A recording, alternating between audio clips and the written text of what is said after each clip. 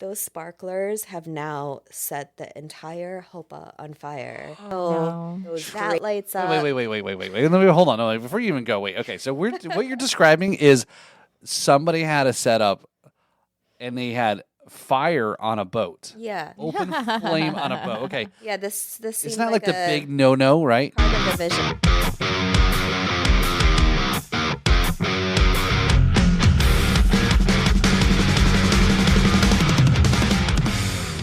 Hello, my name is Elly. I'm sitting in for Kevin McLaughlin. Again. So I will be the riffs. And I will still be the rhythms, and I'm Paul Robertson. So, yeah, thank you for coming back, Elly, to come and hang out again. Kevin better be careful. He's He's gonna lose his job. I know, man. And your other show, they may get upset that I'm stealing one of their people away from that show there. So Maybe me and Kevin will have to switch. okay, yeah. He'll be part of the destruction crew. Well, he's normally always there anyway, That is isn't true. it? Right? Yeah. So That is true. Kevin, yeah. So Kevin's again, he's got a lot of things going on here. There's Bike Week events. He performs, I think, almost all 7 days, or well, it's actually Bike Week is actually 10 days, but he performs almost like every day at somewhere, Cabbage Patch, and all sorts. And so it's definitely a good gig, keeping him busy. Gig. And he sat in for me on Jams and Cocktails as well. Yeah. So, So, glad to have you back here filling in for him. Again, you're always welcome whenever you want. I'm trying to get Elly to do her own show. Don't tell her. It's not working, though. But anyway, so let's jump back right into it here. So we got our awesome guest for last week is back for more. So I'm not quite sure why she wanted to come back. I guess she likes us, right? Of course. So we got back on the show, DJ Lexi. How you doing, DJ Lexi? Good. Happy to be here. Thank you. Yes. I didn't use the air horn yet, so we'll have to save the air horn here. Okay. For Yeah.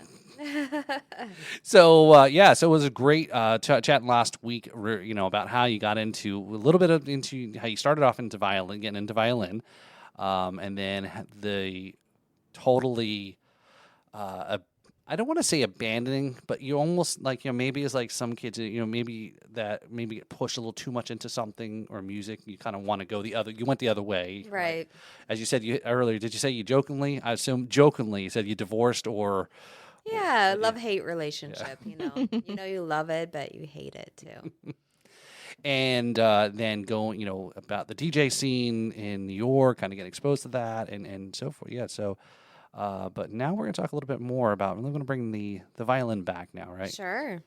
So where we talked about last week, you said, as you just like I just said, was violin, early age, classical music. Never really been exposed to a lot of other things. Went off to New York, ended up seeing everything in the world, Good. and then I've got a great memory. And then DJing, and getting kind of part of that, the performance aspect, and whatnot. But then. Okay, now when does the violin come back into your life? Yeah, I mean, it took a while. So a good 14, 15-year break we took there. Wow. Of just DJing and travel and eventually growing up a bit and having more responsibilities and other things going on in life where, I couldn't always do or want to do the late night things, or I felt like I paid my dues. Like New York City is a 10 to 4 town. That's 10 p.m. to 4 a.m. And then that's when the place shuts down and you're the first one there and you're the last one to go.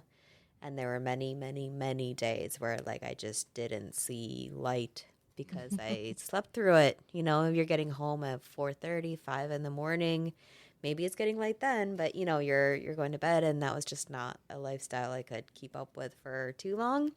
So it had to change, and the work was there. And if I wanted to, and I did many times, work 7 days a week because it was there, So you felt like you kind of had to take it, and each job could lead to something else, something bigger, better, and it's really easy to get stuck in that, routine. So Right. I had to eventually step away from it. So to answer your question, when did the violin come back? I think I had a little bit of an inkling with it. I did, as a DJ, play a good number of times with live musicians where they were brought into an event I was playing at. And I had just, like, my head was kind of exploding. Like, I couldn't, like, understand, like, wait, hold on. I'm doing this. Like, what are you going to do? Because I was classically trained. Like, you need music. And I was like, what are you doing? You're, like, improvising or, like, playing like, did you learn this? Like, do you have, like, sheet music you need? Like, what's going to happen? Like, I was really kind of confused by the couple of violinists. And usually it was, like, a sax player or somebody would come in. And I was like, wow, this is interesting. But those were kind of just the seeds were planted. And I guess, like, I thought about it, but never thought I should do it. Like, that wasn't even in the picture. So I think the time that it became in the picture was really through COVID, because most of my life, as far as DJing goes, got canceled. Weddings, corporate travel, like, that was a really big change for me. So, like, I had things on the calendar, and then it just, like cleared out. Now you have to pivot. Yeah, well, I didn't know, is the world ending, or, like, what should we do? And I guess at the core of it, music still brought me back, because what I did was I reached for my instrument I hadn't played now in, like, 15 years or something like that, and decided to, let's give it a shot. It was a, normal wood classic violin, very nice. And it's so hard, like, being, whether you're an athlete or musician, like, being at the top of your craft, like, physically, mentally, like, everything, and then, like, going back to, like, not zero, but restarting, and, like, your fingers are stiff and technique is off, and, like, ow, this calluses. Like, yeah, like, you haven't done this, so it's really demotivating, I guess, at first. And it was something, but also we had all the time in the world, and I was not over DJing, but I had done it for a while. Like, it's been a while, so there's not necessarily, like, new music I was excited to explore, like, use this time. Like, I'd done a lot of nights, a lot of music. Like, I actually prefer silence at home, like, too much, but this was kind of like a challenge to me. And I started kind of, like, getting my chops back on the violin, and experimenting again. And I had never tried improvisation ever, because it was very, like, this tight screw they put in the back of your head when you're doing classical music. And, like, this is the way it's written by this old white guy, and we need you to perform it just like this. Like, everything is written, the tempo, like, the expression of it, the intonations, the color of it, everything is, like, there, and your job is to just, like, perform it, So that was, like, how I knew how to play. And then now I was trying to explore, like, can I pick up this melody? Like, can I do that? Like, and there's simple melodies. Like, if you look at the sheet music versus, like, what you studied, like, it's much more elaborate. So, like, most pop music is, like, fairly easy to pick up on, So I started training myself, I guess. I didn't really have an outlet for that either. So I started picking up the violin and just, like, constantly plucking it, like, listening to a song, like, can I get that, like, song? Okay, like, yeah. So very slowly started, like, picking away at it. And then living in Florida, I think, things started to open up a bit, and I picked up an inexpensive violin I could get off Amazon at the time, just to try it, an electric violin, and kind of figured out, like, how to hook everything up. I mean, knowing DJing, I could hook it up through the DJ mixer. So I understood the basic concept of it, definitely a little brutish start, like, as far as, like, the quality of things and, like, the color and but I did bring it out to a set at a local restaurant in my area that I was already going to be DJing at, and tried it out, and had, like, a really overwhelming response, and a few friends in the crowd, so that always helps. Just like my DJ start. So yeah, I kind of just took over from there, and it was definitely nerve-wracking when you start, but with practice, you get more comfortable with it. And again, I kind of like learned my set just like DJing. So I learned like the songs I was going to play and the order I was going to play them. And then I played them. So obviously that, as I think you kind of just, there was kind of define how, even though there was challenges with being classically trained to basically, because it's very rigid, right? In what you learn, but then having this whole change and being opening up to this other aspect because of that's a really. I think I've probably mentioned this to you before. Is I at least I would love to see it. Is, and if you're open to it, is again some crossover performance. Like with any of the new musicians or Kevin or Brad or whoever. Yeah. Kind of like a jamming, soloing off. Kevin had done a couple of years ago where they had a show with another local musician here in Jupiter, Jake Walden. So it was Kevin. They called it the Gunslingers Show. No, I'm sorry, Guitar Slingers. So I keep saying, always saying gun. We're in Florida, Gunslingers, right? But Guitar Slinger Show where there was a little bit of a rock music, blues music, guitar players over there trying to show their whats, and but just kind of an interesting aspect of soloing. Yeah. Have you performed in any of that different type of style outside of classical? Yeah, I know you talked about No, I love to collaborate with musicians, and I think it's how I learned a lot, and I still continue to grow and always will, listening to others. And, when I travel to New Orleans, I would bring my violin and just go from bar to bar and just like point to it.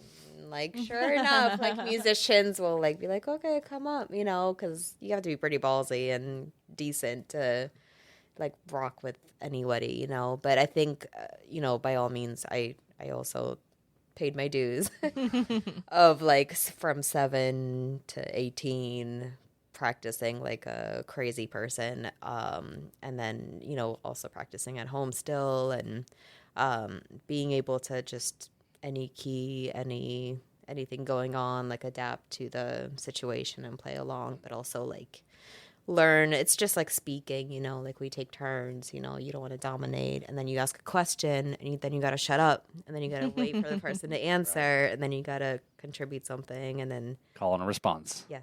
And then you go back and forth, and then that's what makes it beautiful, and sometimes you have a lot to say, and then like the other person has a lot to say. So it's it's another language, and it's something actually that is like above language, you could say, because it can go cross-culturally around the world. Like, you don't need language, and many times I work with musicians that don't speak English, but we don't need to. Yeah. Like, this is the song. Yeah.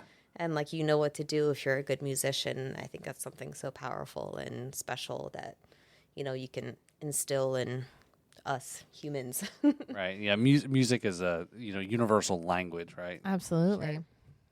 So, so that takes you through your now COVID, shifting a little bit, kind of getting back into it. As you said, you got a lot of time on your hands now. Yeah. Through those things, coming back out. So how did you package up now this DJing with the violin playing and performing and doing some of that? Because I know I think as you mentioned, depending on your gigs or your events that you're asked to perform at, it's a little different setup, right? So, Sure. Like at a charity event we were talking earlier was, you weren't behind a DJ booth. Yeah.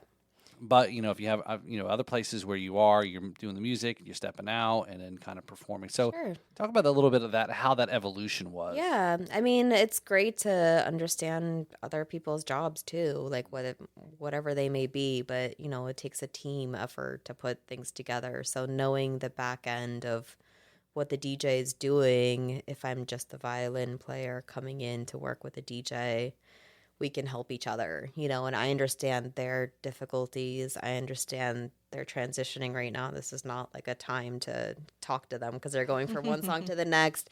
Just like having some basic concept of what like other people in the room are doing, and being respectful of their craft and like their creativity, I think was important. So sometimes I DJ and I have like the full DJ setup mixer, and I basically plug in the violin into that and it can play out. So I have full control of the music that's going to be played, when I'm going to step out.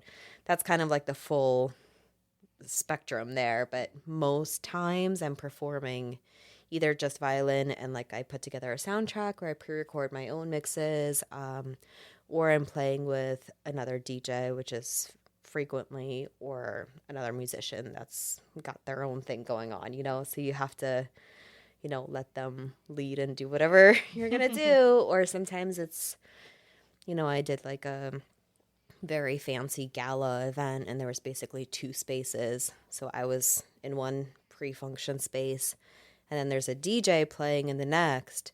And the way it was explained to me, like my music would carry over from here to there as guests enter. But no, like you enter and it's like someone else's music is playing. And so all of a sudden you have to like, okay, like, but you're like on a runway, on a thing. And you're like, you have no idea what's coming and like all eyes on you. But like you have to feel like confident enough to take over that and deal with that, And so I think like, with practice and repetition, you start to be faster at it. Like your brain starts to process. Okay, that's right on the so fly. The on the fly, awkward right? Yeah. part is like shortening and shortening. And unless they're doing something crazy, like usually you can adapt to any situation and make it work. Right.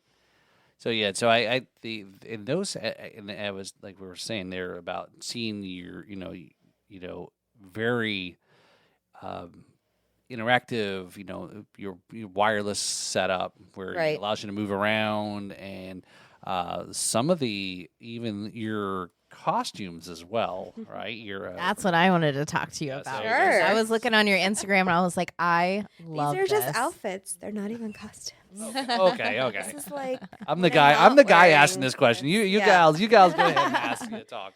Oh, for sure. I mean, I've always been a fashion lover, so I will like always say like I think like you need to do your homework first. Like don't jump ahead and like get to the outfit and all of that stuff until you have like something to like really share. So that's always going to be I think my advice and base for anything, like whatever you're trying to get to, but like give us quality. Like do your homework, like know what you're doing. Like you can do all the showmanship later, like that'll come with it, But yeah, if you want me to show you the violin, sure. it's and I love that too. yes, it did become amazing. Dazzled also through COVID because I had time and jewels. Oh, so you did that? That's awesome. This is called Super Glue and Amazon. Yeah. So we also put in some like LED strips on it. So oh wow. Oh wow. right, you could like light it up and change colors. There's like a little remote, and again, like I finangled all these things. I'm sure it could be aesthetically better, but in a dark atmosphere, all you're really seeing is the LEDs, and to those of us that are not musicians, it's what they came for, Yeah, it's an extra little, just pizzazz that you add to it. As simple as it can be, but if you can match your color to the decor of the event planner that has this vision, it makes those like differences, the little details. Like if it's a green whatever event, and I can change this to green, like they're just that much more thankful and appreciative. And I like those details. So that led to the fashion too. It puts that you're again, in your performance, people see you've put the extra effort into what you're doing. These little things, like you said, or you got to even, what did we decide? Was it outfit, dress, or costume? What was it? I don't know. I mean, I think I don't know. So I think it's just an outfit. Okay, I wouldn't say it's a costume. I want to make sure when I go continue this. I'm not wearing like a mask and like spandex. She's on the masked. She's on the masked violinist. Yeah. But like you've got even your outfit you've got some lights also in some of your sometimes outfits. I mean I love fashion. I mean that was my second passion basically. If I didn't get into music, I went to the Fashion Institute, and not necessarily for design, but I liked being around it and inspired by it, and it was one of those like channels you got on TV when you got 12 channels. It was Right. like a fashion channel, and I was like, oh, this is cool. I really like this. So when I moved to this country, I like watched all the runway shows and knew about the school far, beyond the years I should have known it. So I'm always inspired by like the full presentation, and I think like details matter to not just me, but like the planners and then the clients, the party goers, whoever it may be. Like when you care, like Absolutely. people feel it, so I like to approach it from that perspective. Right. And I think it's really cool that you've been able to incorporate everything that you've been involved with into one performance where you have the DJ, the violin, and your fashion. Took some time Right, to get but here. but you've made it to this point, and that's what that sets you just immediately into a different kind of level as far as like performing and the type of I guess I don't know how to say it, but I guess the type of performance that you deliver sets you apart from everyone, which I think is really, really neat. Yeah, I mean, I think it just goes to show like your passions are there for some reason. Like whatever you came up with, like maybe you're not doing it now, but just wait 15 years. You're right. And you'll come back to it, Wait until a global pandemic and you'll mash them all together. Another pandemic. But yeah, I mean, I remember discussing this with my older sister that was 10 years older than me. And she's like, oh, like, I wish she still kept up the violin. And I was like, why? Like, we had a bad breakup. I would never. And she's like, but you like dedicated so much time to it. And like, and I was like, no, this is ridiculous. But and and you said that they didn't play the instruments, right? No. Right. So they don't know. Because they're seeing it from an outside perspective. Yeah, and like they see you as like a sibling. And you're like, oh, like you spent a lot of time doing this. You're like, throwing all this away. Kind of, yeah. But, I think it comes full circle, and it just takes time and growth and experience to get there, to figure it out. So would you say the absence makes the heart grow fonder? Is that the right word? Maybe. Yeah, I mean, I think the keys were there for like what I wanted. The seeds were planted. I just needed like a different outlet for it. And like I wish kids would be taught more about like improvisation earlier on, or just like music could be more of like I don't know, like a skill that's taught and like supported. Maybe like more teachers would be around and money behind it in schools. Like it's sad to see that this is like so rare. Right. Yeah.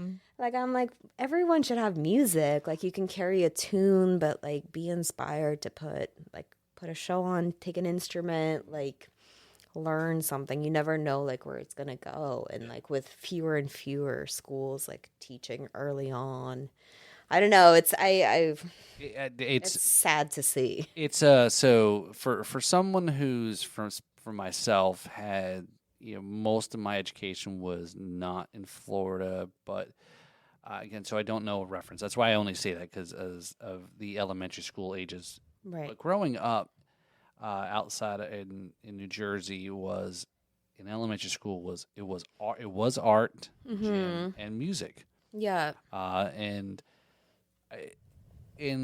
there's this weird thing is I originally agreed let kids be kids and let them grow be kids and not push them speed things up, but at the same time I also then think about it's like, well, if we're always complaining about our education's like behind everyone else in the world or certain countries, you do change that. So right. do you remove some of these things, say math, science, these things, and all your arts, that's not important. But it's a cool, when we went to college and it was like, oh, you need to take a humanities class or some class about certain things, or art appreciation, theater appreciation. I remember take your humanities elective, because it does provide you some level. I hate to say culture, but it does provide you some other things to kind of round out if you've never been exposed to those things. So Sure does things to your brain too to develop in a different way, like a language or whatever it may be. So I think if anything, like access or some kind of I mean, now these days you have at least YouTube. Like if somebody's really interested, they could look up what are the chords to this song, like so you don't have to start at zero, but just even having that like inkling of inspiration and then access to an instrument is like so precious, that I do wish we could have more of that. So I asked with my son the other day was regarding about we were sitting in a car and we were driving, and again we don't get a chance to talk a whole lot about music, but my youngest son is the one, and I think because some of his friends had this interest in vinyl, right? Yeah.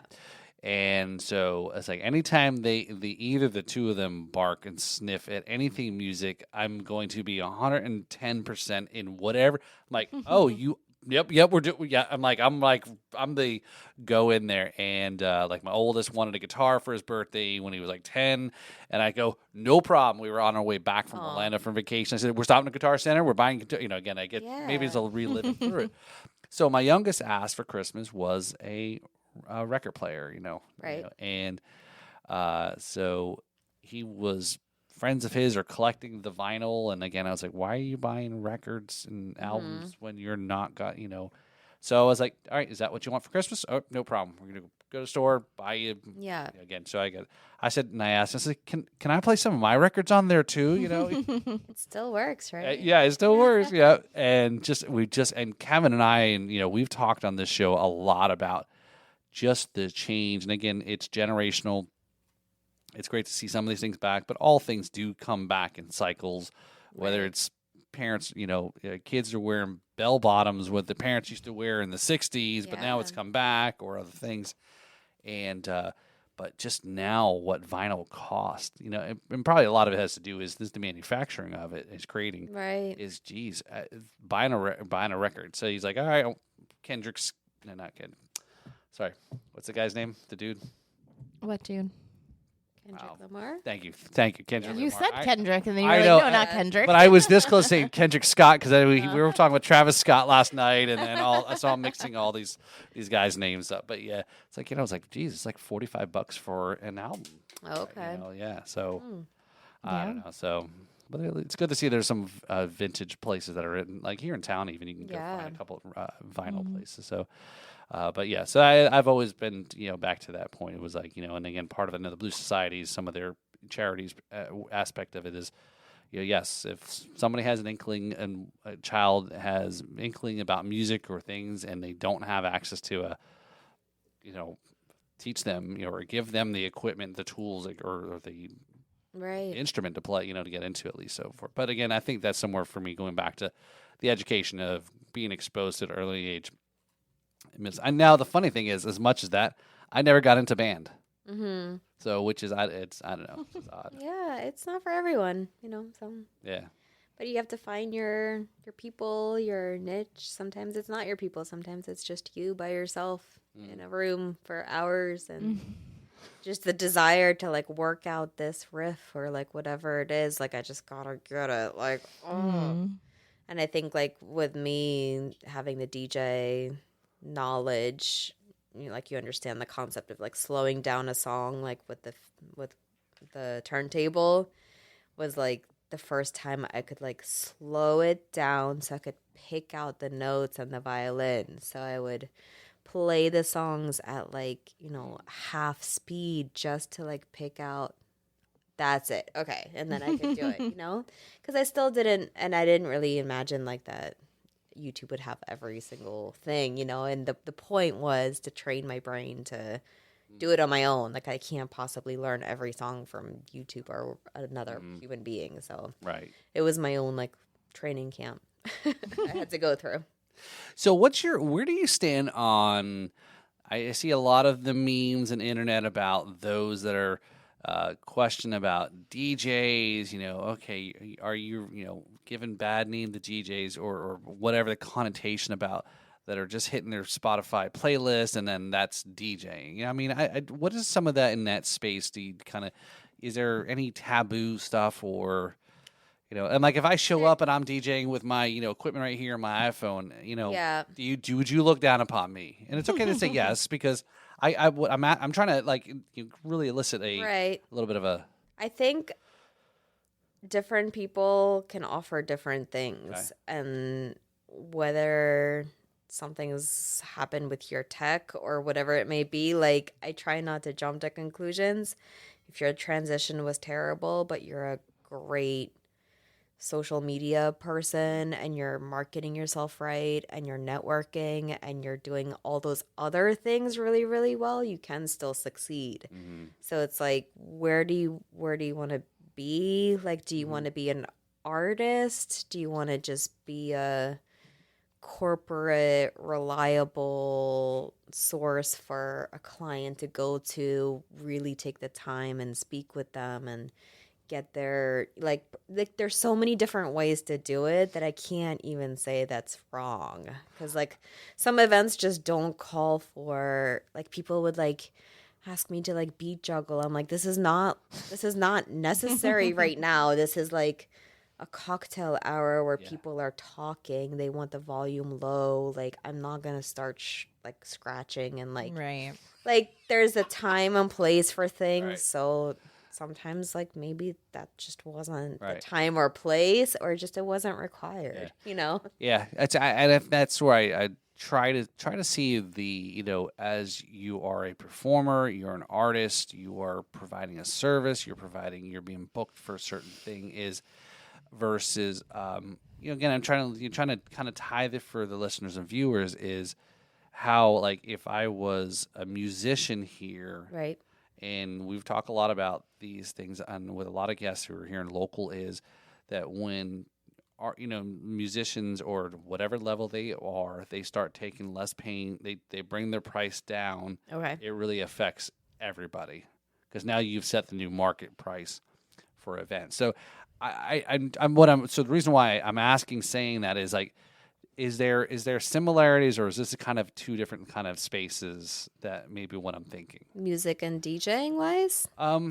I guess music and DJing, maybe event. I guess what it is, Lexi, is like private events, versus, you know, performing more on a stage kind of aspect. Or I guess maybe it's just, again, in private events. Again, let me go back to say, hey, if I come in, you have whatever your rate is, perform X number of time frame.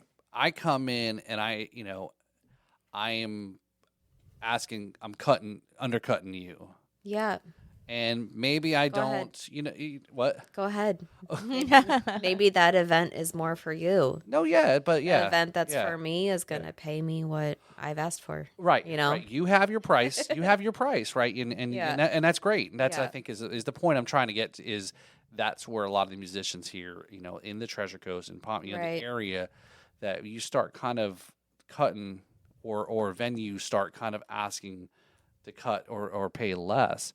You're really, but be unique and offer something that next person doesn't. Like this, we're not all apples. We're not, you know, like, you have to, like, oh, but like, what are you doing different? Like, you can't. It's not about, all right, like, what do you look like? What are you also you bringing? Do you want to supply some lights that make it look cooler? Do you want to, you know, add, like, you know, another artist? Like, do you have like some backup singers, dancers? Like, what would justify your price, and also build your portfolio of clients and references and people that will back you up.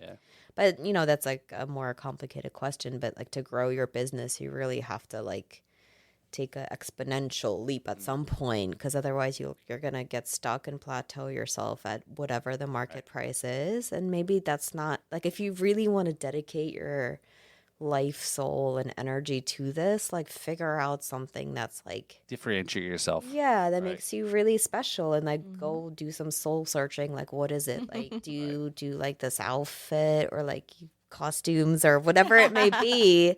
Have some kind of thing that you can like be like, oh, this is like unique, or like be a great social media person, be a great promoter. Bring people, like, there's like a million things you could do. You could help promote for the venue, like, you can, you know, do their social media things and promotions and make it worth your time for them as well as you Right. know? And this is why I really, and again, thank you for coming on the show. And you know, because I think this was exactly the conversation I wanted to have with you about it. Most of the guests we have is in a different space, artist, musician wise, than where you are, right?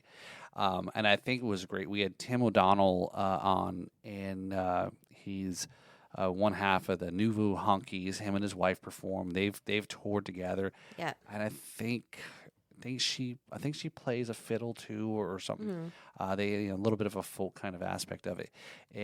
But Tim's been in this space for a while, and he's talking. Right. He goes.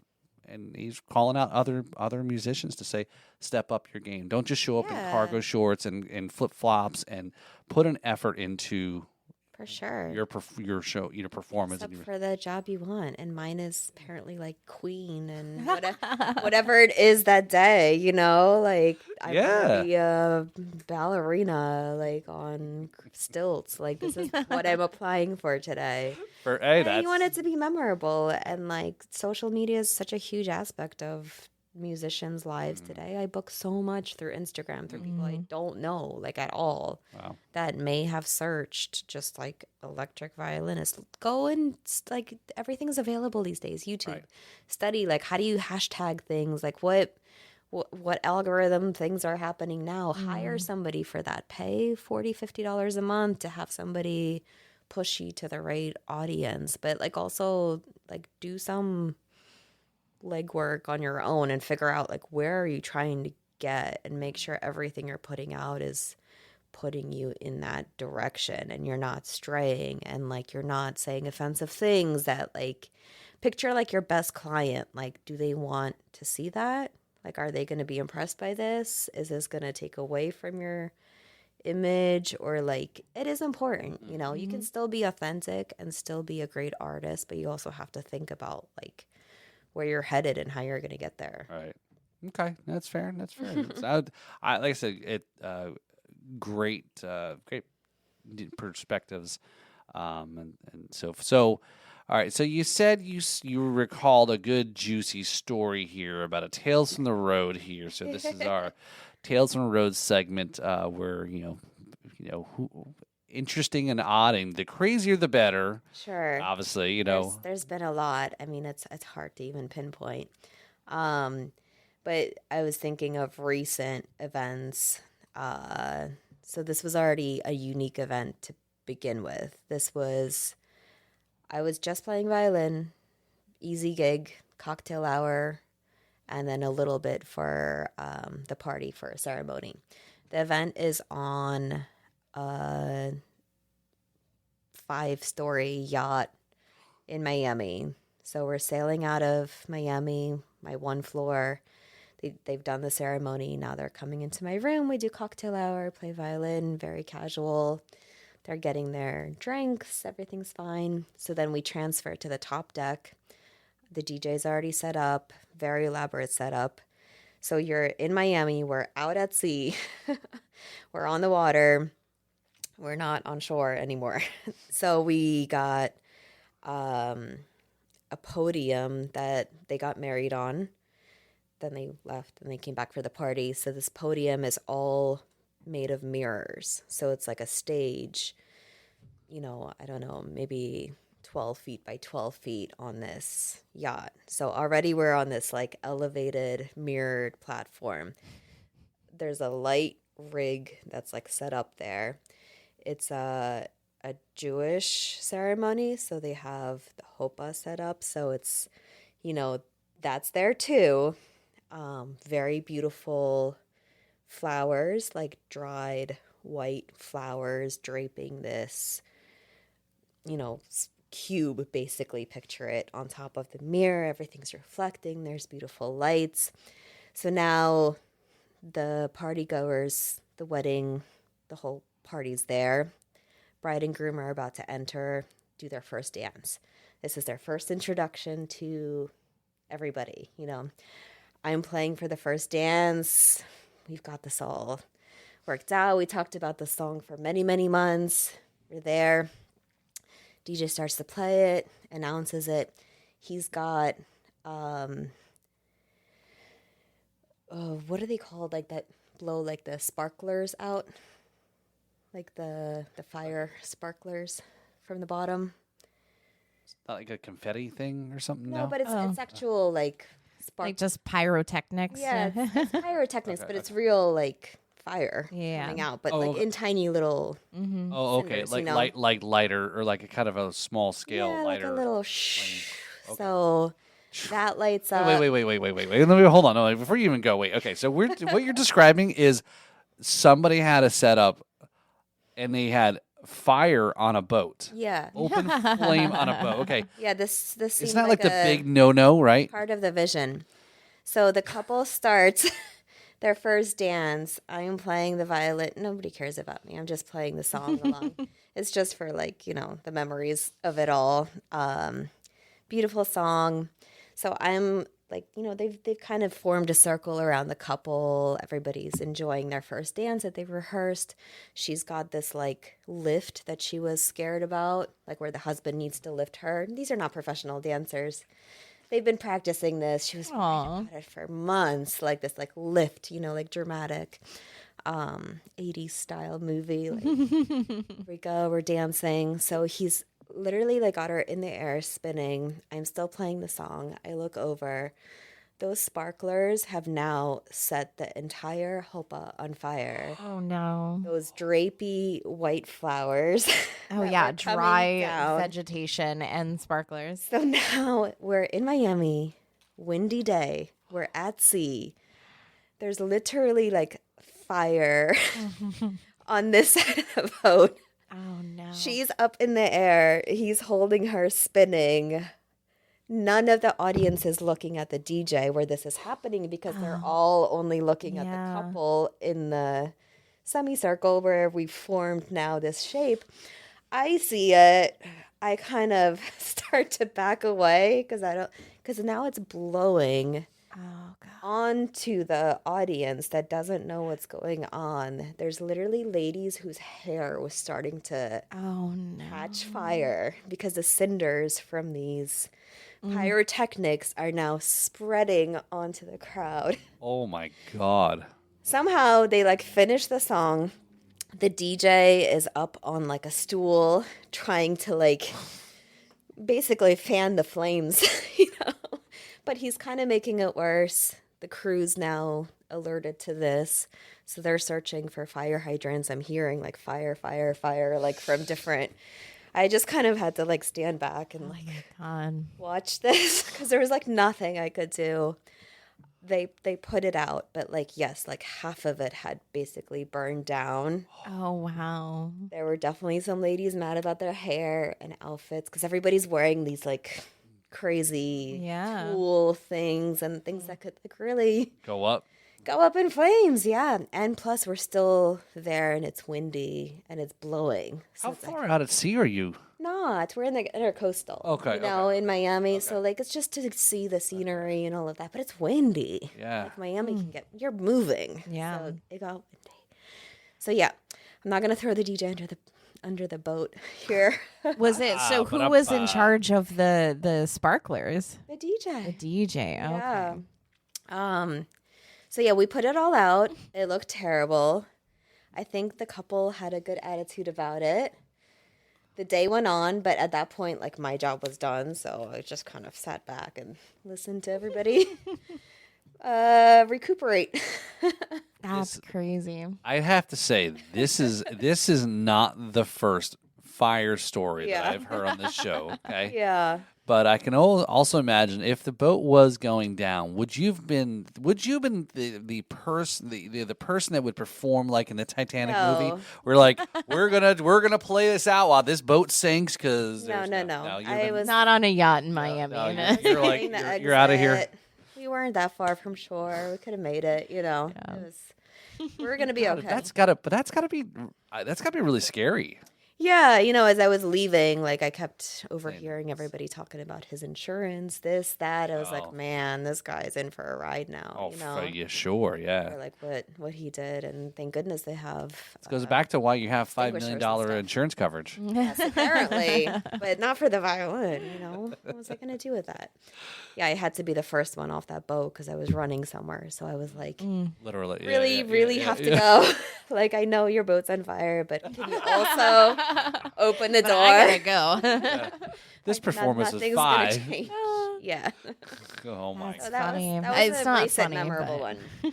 Well, now that it's out, Everyone's gonna remember it, right? Yeah, it's memorable. It's Everyone's a memorable got a story. time. I don't know how much they saw of it, but I got to God. stand back and literally witness like this side of the room and this side of the boat. That's funny. What was going on? How long ago was this? Not too long ago, maybe like a year. So it's somewhere on social media then. Somebody's taking video of their like boat going down. Oh.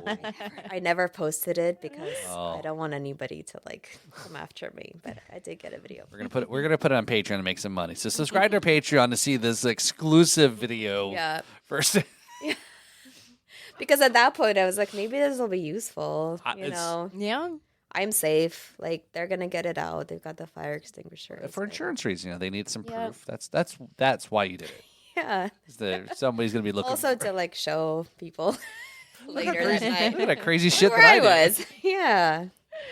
But did you die? No, Yeah, we're fine. I got a video out of it. Yeah. Oh my god, that's crazy. Like I said, I'm surprised. It's excellent. So great, definitely good. Wait, I thought we were air horning. Oh, sorry. yeah.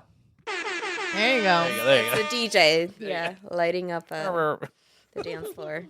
So, all right. So we do have another segment here, which is obviously part of our twofer episodes that we do is with our guest. We do a song review and a little bit of background, Lexi, is so these songs that we do review is not necessarily about whether it's the structure or how the quality of the recording. It's again because some may come into us like, hey, they've taped it on their iPhone. Actually, the iPhone does some damn good recordings, right? Nowadays, yeah. And so we try to do a review of original music. Florida original music is looking to see if the riff or the rhythm makes the song. What really carried this song? Was it the riff? Was it the rhythm? We do have, just so you know, we do have a term that was coined a few while back. The term was riffdom.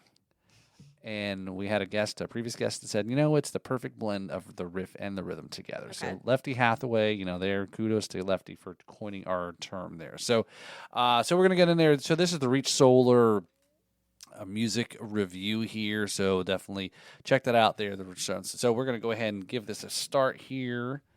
All right, let me move this mousey here. So now before I go ahead and hit the play on this song, I said I'm missing Devin tonight with all this good stuff. So give a little back. You know what? Actually, I'm not going to introduce this song. Elly, I'm going to leave the honor to you. So would you like to kind of introduce the song and kind of tell a little bit of backstory on it? Yeah. So I know this artist. Oh, okay. Yeah, we may have grown up in the sandbox together. Oh, okay, okay.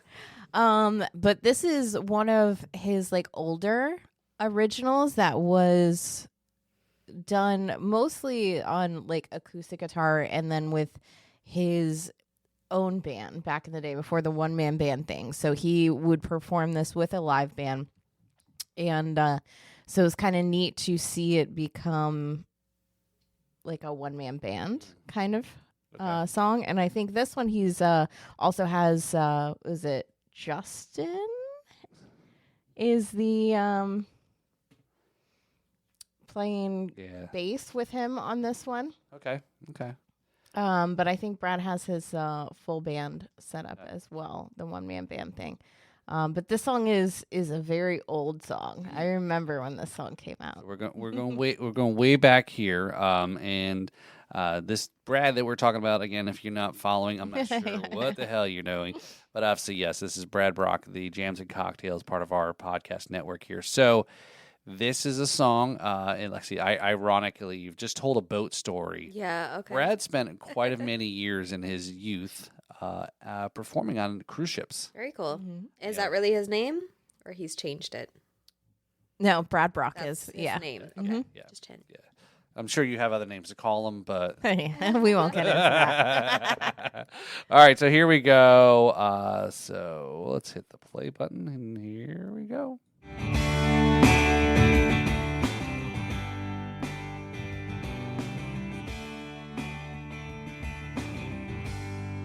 Welcome to Hollywood. I ride on a one-way plane, had no plans to go back from where I came. I had $15 in my coat, bought them out of a pack of smokes, made my way out into the rain.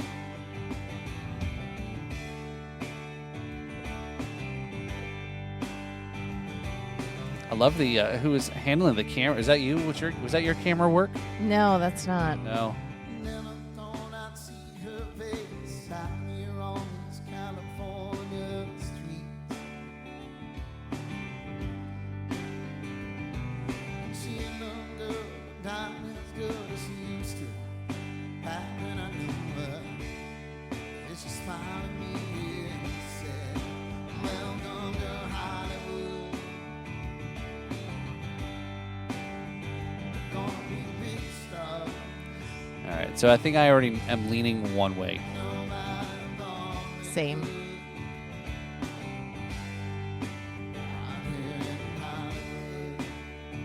So Lexi, you gotta feeling the vibe. You know, what do you think? Yeah.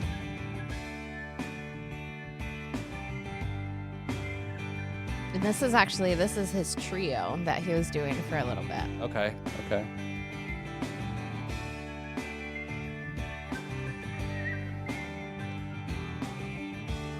I believe that's Tony Solomon on the keys. Okay. Yeah, I like that little addition. Yeah. Now, as far as you know, these the three guys that performed on the live recording, or I mean the original, the studio. No. Okay. Well, actually, no. Brett did most of all of his own instruments, right? For the recordings, yeah, he did most of them. Okay. Okay.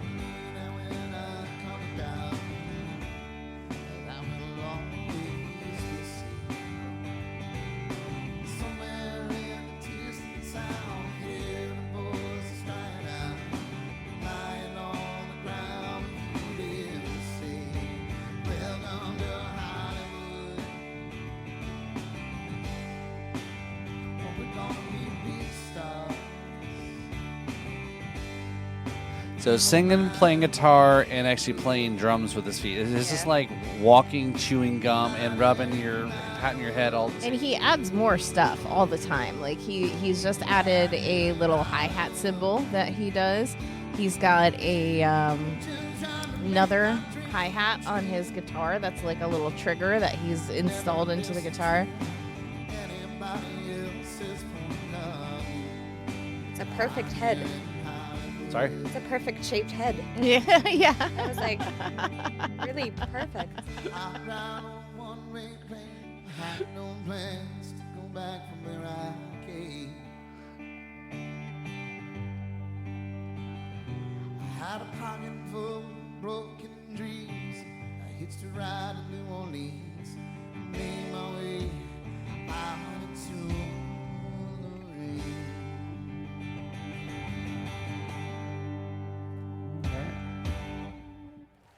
All right there. You're welcome. Oh. No, he's plugging this YouTube stuff. All right. So, yeah, it's always, I try to really pay attention to, obviously, since I'm the rhythm side of the house here, is to, really pay attention to the riff side to make sure I'm not being very biased. So, I know. I will go to our guest first here. So, first up. I mean, is there a right and wrong answer? There is not a right and wrong answer. There's no test, and so it's what you thought. I think, the bias can be also when you're a musician. Like for you're sure. Yeah. listening to the chords. Yep. I was adding my own melody mentally on the violin, what I would add to it.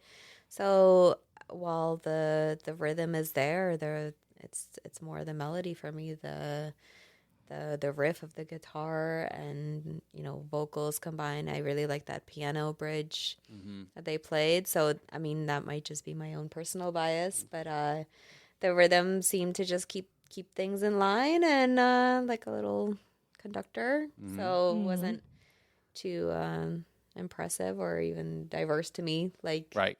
throughout the song, and the melody was nice, lyrics, and the other instruments added to me. Okay.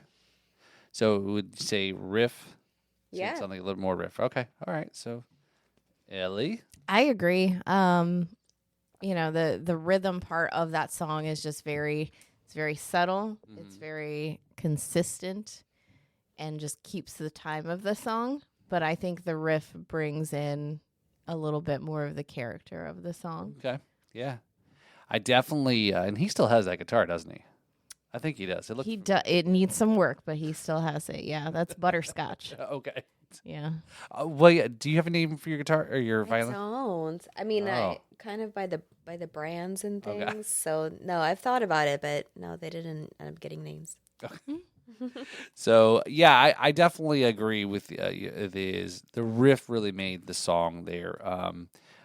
Yeah, the drums that he was, and I know that this is the live, but yeah, the drums in general is just kind of keeps it moving. But it was, I think, the chord structure, the strumming, and just the right tones on the guitar just kind of definitely gave it to me. If I'm thinking about this song later, what am I in my head really picking up, and whether Right. I'm humming or just playing back. So yeah, I'm so that's a clean sweep for riffs on this episode, man. Kevin missed it. He wasn't here, but he missed it. So I actually went with the riffs on this one here. But yeah, so definitely it's a great song there. As Elly said, this is a little bit older song there. So Brad is also a member of the Treasure Coast Blues Society. So we've been trying to also feature some local blues musicians here, since we're trying to promote, kind of the Blues Society being the official podcast for the local group. But yeah, so definitely, if you're listening, you got some original music in Florida. We've reviewed all sorts of styles of music. We haven't had any really any violin players yet. So do you got There you go. Do you got some original music? I mean, I make music. Okay. I collaborate with a lot of people and some producers, so I have a couple things here and there that we'll put out and different versions of it. So I'll let you know. Okay. All right. Stay tuned. We might be doing a song review. Sounds good. Now I know what to pay attention to. Yeah. So we have not reviewed. There's only been one instance where we've actually reviewed a song in front of the artist, with and in front of the artist. Okay. And that was Kevin's song. Last year he came out with some new music, and we put him in the hot seat, and his daughter was here. She also performs and actually as a duo with Kevin, and we put him in the hot seat. She was the guest. I'm sorry? No pressure. Yeah, no. Oh, no. Daughter's here. Oh, he was like, Yeah. just was like, I don't know about this. This is really weird. So a lot of other guests ask us to perform. It's like, no, that's not what we do. We want you to not be there. Just again, it's, we want to lie behind your back and tell you it was nice until you watch the video. No, just to try to keep it a little authentic in action. So yeah, so very, very, very cool. So this has been a great, this is great chatting with you. So And you. Yeah, thank you guys. yeah. So like I said again, it was a different, as a artist, musician. Again, a little different than some of the other musicians we've had on the show.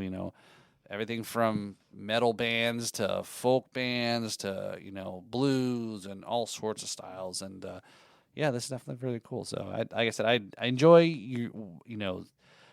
your performances. I enjoy, that are really into it. You're giving it 110%. You were really putting it to, as we talked about here, between your outfits and Costumes. your costumes. The LED on your guitar or your guitar. Yeah, I've seen it there is because it's a flying V kind of style. So, but yeah, it's you put it all there together. So yeah, we gotta do some get some other collabs going on, or or maybe our next festival we're gonna have a Lexi DJ Lexi perform. Sure. Yes. So yeah. Sounds great. All right, so we're going to wrap up the show here again. So don't forget to check out the podcast on the Apple, Spotify, Pandora, wherever you listen to your auto podcast. B3 Podcast Networks there. We drop episodes every week. Our show is every Tuesday. The Jams and Cocktails show is aired live on YouTube Wednesday nights at 8 p.m., but then it also drops in the audio format on Thursday. So again, if you're an audio person, it's great listening to. I just listened to a recent episode there because I missed a chance to watch the live stream, and I was able to actually listen to the show. And it is definitely a different experience at times too when you're listening to the show, even though there's. So definitely check out their show as well coming up. 8 p.m. every night. They've got a lot of great musicians come in, a lot of shenanigans you guys do. This is not my show. Is a little different from their show. Okay. They do things like shock. We need to talk because I think you would be a great guest on Jams and Cocktails. Sounds good. So just make sure they're not doing the night. They're doing a shot call or trivia. Okay. Oh yeah. Okay. No, it's a definitely yeah. I did big shout out there also to Brad. He really puts the effort into the show there. Obviously with the crew, they're fun. They're good sports about certain things that they do every show and different games and eating weird things. I'll never eat the bugs. They eat the bugs. I'll never eat the bugs. Yeah, so it's almost like whatever the TikTok challenges of the week, that's what they're trying out or something to that effect there. So I didn't understand that game you guys played with. I just couldn't keep up with the who's explain. You couldn't understand. It was like the cards you guys were. Oh yeah, you had to say the phrase and guess what it was. Yeah. So and they play some interesting games. So, Cool. yeah, but so check out the B3 Podcast Network audio. Drop us a line, drop us a rating, review it. Just I don't care if you tell us we suck. At least you're commenting, okay? But yes, check out there. Also on the podcast here, drums. Jeez. Drums and Rums really must want to come back because I don't know how many times I'm Freudian slipping that one. We do actually have some Drums and Rums stuff to talk about here. I'll share it. We'll talk about it here in a moment. But yeah, check out the Riffs and Rhythms podcast there on YouTube every Tuesday. Drop the episodes, etc. All that social media stuff that I do as well. But yes, speaking of Drums and Rums, real quick, I'll post. Man, I'm getting. It's late. yes. But yeah, speaking of Drums and Rums, obviously, obviously asked Elly to be our co-host tonight here, to jump on in again, talking about crossing the threads between the different shows. Again, that's I think a real important continuity when we're kind of promoting across the brands and shows and so forth. But also is this nice bottle of Bad Bitch rum that's made by Key West First Legal Distillery. It's down obviously in Key West there, so check it out there. They've got a couple different brands. So obviously it's a brand made especially for Elly. She is also the Bad Bitch, and she does her Bad Bitch Bible Studies segment every Wednesday night too. So we're speaking of the legal rum distillery, rum in general in Key West. Elly and I have a trip. Well, I don't know. It's weird. I want to make sure I'm not weird saying it in a weird way, but we have the Drums and Rums podcast has a trip planned to go down to Key West to interview, do some content with Papa's Pilar. That's another distillery in Key West, and that's kind of a lot of focus around Hemingway, things like that. So we've got a trip planned down there to help shoot the podcast. Get some content, kind of make all that stuff. So stay tuned for that. That is still coming up here soon on the Drums and Rums show. Obviously, we're talking a little bit about obviously now to promote. Then lastly here too is just don't forget to check out the Big Blues Bash there. So that's coming up there April 6th, coming up again. All local musicians there. $5 in advance, $10 at the door. Support your local blues society. Become a member. Again, these are some great things. This is trying to keep the music alive, as we were just talking about, was the arts and in promoting this to kind of engage people to grow these things. So, obviously, blues isn't just about old people, okay? Blues isn't an old person type of music. There's a lot of great young new artists that are out there that are, very, not 80 years old. They're not B.B. King's age, but Jake Walden, he's a local here, or another one, Gary Clark Jr. He's a great blues musician, younger guy. He's not local though, but I think you know what I'm saying. So, but yeah, anyway, so check out all the cool stuff we're doing here. Here we are. Man, time's flying, or almost feels like 2025 is almost over.